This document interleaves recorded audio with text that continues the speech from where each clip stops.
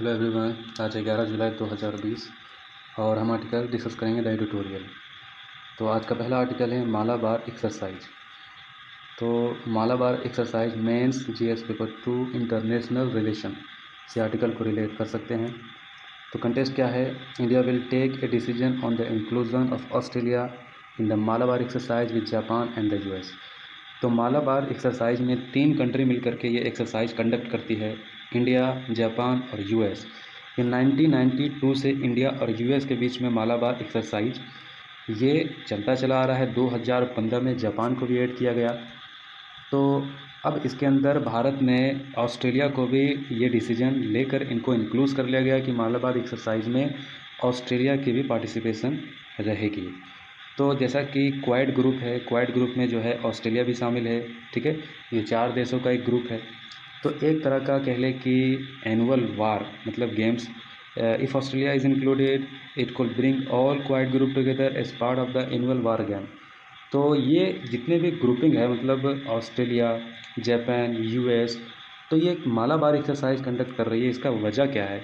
वजह यह है कि चाइना की जो साउथ चाइना में सी में एक्टिविटी है, इंडो पैसिफिक रीजन में जो एक्टिविटी है, और इन चाइना का जो एग्रेशन है, इस एग्रेशन को डाउन फोन करने के लिए, एग्रेशन को टैकल करने के लिए एक्सरसाइज जो है इंडिया, ऑस्ट्रेलिया, जापान और इन देशों के मालाबार एक्सरसाइज चाइना के ऊपर जो है pressure pull down pull up करता है। तो ये प्रेशर रिक्वायर्ड ग्रुप जो है इसके यही वजह है, ठीक है। तो एक बीच का एक कह सकते हैं कि एक हीट क्रिएट करता है यहाँ पर एक बड़े पावरफुल कंट्री के बीच ये जो एक ग्रुपिंग है और एक तरह का जो टेंशन और ज़्यादा इंक्रीज करता है, ठीक है। तो India is open to Australia inclusion in Malabar as an observer. तो पहले भी मालाबार एक्सरसाइज में ऑस्ट्रेलिया का पार्टिसिपेशन ऑब्जर्वर स्टेटस के तौर पर हुआ करता था। अब ऑब्जर्वर क्या होता है? ऑब्जर्वर का मतलब होता है कि एक समिट है, एक जो है एक्सरसाइज है, उसमें आपको चीज़ों को आप ऑब्जर्व कर सकते हैं, आप समझ सकते हैं उसको, उसके बारे में डिटेल्स वगैरह कुछ इन्फॉर्मेशन ले सकते हैं, लेकिन पार्टिसिपेशन अलग चीज़ होता है। तो ऑस्ट्रेलिया पहले से ऑब्जर्वर स्टेटस था मालाबार एक्सरसाइज में, जबकि अभी ऑस्ट्रेलिया को शामिल कर देने की सहमति ले ली गई है। तो जो करंट सिचुएशन है चाइना के साथ, हमारा लाइन ऑफ एक्चुअल कंट्रोल के पास स्टैंड ऑफ आर्मी है, इंडिया साइड, चाइना साइड, दोनों तरफ से। और ऐसे में चाइना को भी ऑस्ट्रेलिया को भी इंक्लूड कर लेना मालाबार एक्सरसाइज में, तो इंडिया के तरफ से ये ख़ास ये डिप्लोमेटिक ख़ास ये कूटनीतिक दिखता है कि अब भारत चाहता है कि इंडो पैसिफिक रीजन में चाइना को टैकल करने के लिए बड़ी शक्तियों के साथ भारत चाहता है कि उनका जो कह लें कि ताल्लुकात और ज़्यादा अच्छे हो जाए, ठीक है।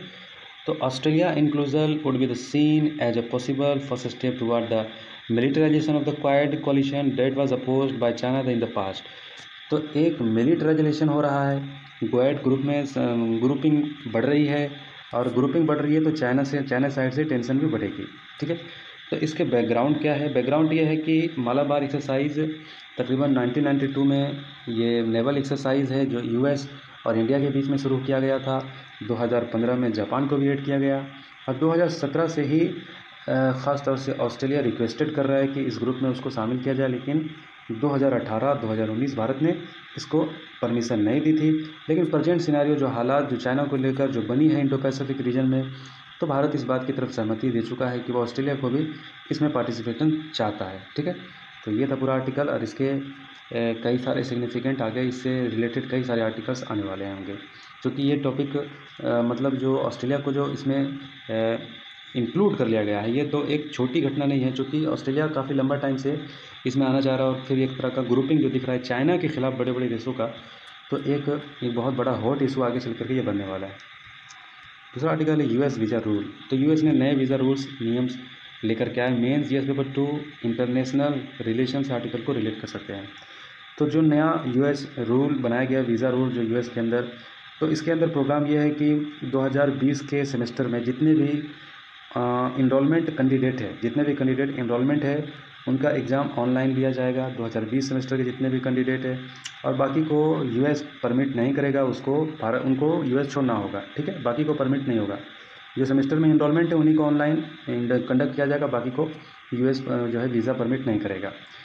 तो सवाल ये है कि इसके लिए हार्वर्ड यूनिवर्सिटी जो यूएस का सबसे बड़ा यूनिवर्सिटी है, मैसाचुसेट्स इंस्टीट्यूट ऑफ टेक्नोलॉजी, ये इस चीज़ को जो है डायरेक्टिव कर चुका है। तो इस पर भारत का क्या प्रभाव पड़ेगा? तो भारत का प्रभाव बहुत ज़्यादा पड़ने वाला है, क्योंकि बहुत बड़ी आबादी हमारी जो है वहाँ पर रहती है, काम करती है, वहाँ पर पढ़ाई करती है। तो चेंजेस जो हुआ है ये इमिग्रेशन पॉलिसी को ब्रेक डाउन करेगा आपस के इंडिया और यूएस के बीच में। एक तरफ समझ में नहीं आता, यूएस भारत को के साथ एक अच्छा मतलब डिप्लोमेटिक टाइज भी अभी ऊपर हमने डिस्कस किया था, मालाबार एक्सरसाइज भी कंडक्ट होने वाला है। और दूसरी तरफ जो वीज़ा का जो यहाँ पर बात हो रही है, जो चर्चा कर रहे हैं, तो यूएस के साथ रिलेशन भारत के समझ में नहीं आता कि एक तरफ लगता है कि इससे हमारा फ़ायदा, एक तरफ लगता है कि एक तरफ नुकसान। दूसरी बात है कि यहाँ पर जो हम टॉपिक जो हम टॉपिक डिस्कस कर रहे हैं कि जो ये ख़ास तौर से जो इमिग्रेशन लॉ जो बनाया गया है, इसमें हमारे देश के लोगों को काफ़ी दिक्कत होने वाला है। तो पहले भी जो है बना चुका है H1 वीज़ा को जो है लिमिटेड कर चुका है। H1 वीज़ा क्या होता है? H1 वीज़ा ख़ास तौर से यूएस की जो बड़ी बड़ी कंपनियां हैं वो उनको स्किल्ड वर्कर के लिए जो है, उनको जितने भी वर्कर चाहिए होता है पूरे ऑन द ग्लोब, जितने भी वर्कर हैं उनको प्रोवाइड किया जाता है उनको आने के लिए, तो H1 वीज़ा उनको दिया जाता है। तो H1 वीज़ा भी पर भी रेगुलेशन लगाया गया, लिमिटेशन की गई है। तो वीज़ा को जो है वो रेगुलेशन कर रहे हैं अमेरिका के साइड से। तो चैलेंजेस बहुत है। चैलेंजेस ये है कि भारत के जो स्टूडेंट जो फॉरेन में जो पढ़ रहे हैं उनको ये एक्सप्लेन्ड नहीं है कि किस किस तरह के मतलब जो इनरोलमेंट है उनको मतलब दिया जाएगा ऑनलाइन, बाकी जितने को है उसको लीव करना होगा। तो इसको और ज़्यादा एक्सप्लेन करने की ज़रूरत है। ठीक है, मार्केट फोर्सेस डिमांड सप्लाई है to US economy mean suffered with the immigrant worker across the sector.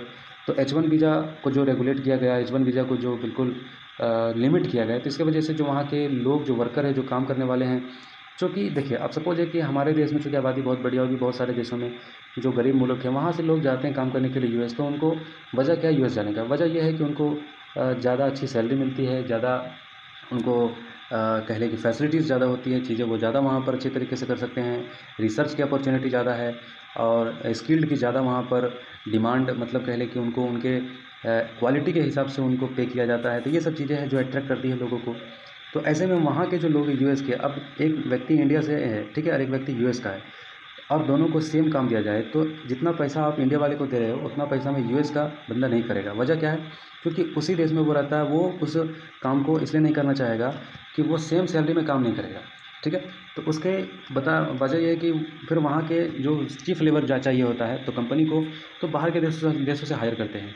तो ऐसे में जो रिश्ते हैं बाकी देशों के साथ, तो इस तरह से जो है वहाँ की इकोनॉमी जो माइग्रेंट लेबर वर्कर जो काम करती है ये सब जो है प्रभावित करेगी। ठीक है, तो लोकल पॉपुलेशन तो ये इशूज़ रहता है हमेशा, जो कि वहाँ पर इंडिया, चाइनीज़, ये लोग ज़्यादा ही वहाँ का वर्कर है जो काम करते हैं।